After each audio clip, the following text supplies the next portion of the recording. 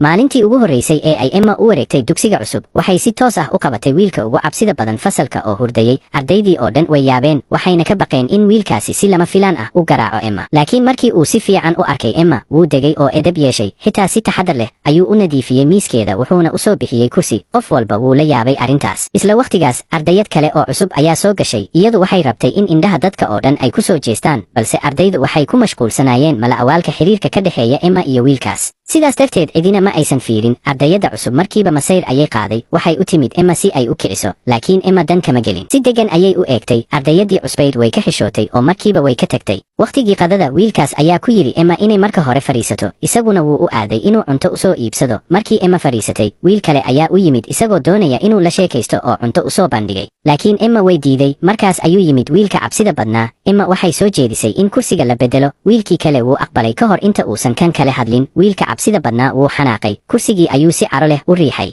Dabadeedna Emma ayuu la aaday si ay meel kale u fariistaan. Muuqaalkan waxaa arkaysay ardayadii cusbayd, masayrkeeduna wuu sii kordhay. Iyadoo ka masayrsan in dadka oo dhan Emma ku hareeraysan yihiin, waxay raacday taladii saaxiibteed waxayna u tagtay maamulaha dugsiga. Waxay ka codsatay inuu si qarsoodi ah u khiyaaneeyo imtixaanka si Emma u hesho dhibcaha ugu hooseeya oo dugsiga looga saaro. Maamulihii, isagoo ka baqaya qoyska ardayadaas, wuu oggolaaday. Maalintii imtixaanka, maamuluhu si ula kac ah ayuu Emma u siiyey warqad imtixaan oo aad uga adag manhajka. Emma markay aragtay, way fahamtay in wax khaldan yihiin, balse si degan ayay u dhamaystirtay. Markii ay dhamaysay, ardayadii cusbayd iyo kooxdeedii ayaa u yimid si ay ugu jeesjeesaan, iyagoo leh inay dugsiga ka bixi doonto. Emma arrintaas dan kama gelin, xitaa si ula kac ah ayay u sii kicisay ardayadii. Ka hor inta aysan jawaabin, maamulihii ayaa yimid isagoo sita warqadii imtixaanka, wuxuuna ku dhawaaqay in Emma heshay dhibcaha ugu sarreeya isla markaana kaalinta koowaad gashay. Ardayadii cusbayd aad bay ula yaabtay, waxayna tiri taasi suurtagal ma aha. Markii ay maqashay in imtixaanku ka baxsanaa manhajka, markaas ayay isla markiiba ku eedeysay Emma iyo wiilka inay xiriir jacayl leeyihiin, waxayna soo bandhigtay sawirro ay ku sheegtay caddayn. Emma iyo wiilka way yaabeen, halka taageerayaasheeduna ay ku doodayeen in sawirradu caddayn yihiin. Emma iyo wiilka markay is eegeen, qosol bay la dhaceen. Ugu dambayntii waxaa la ogaaday in Emma ay dhab ahaantii tahay walaasha weyn ee dhiigga la wadaagta wiilkaas.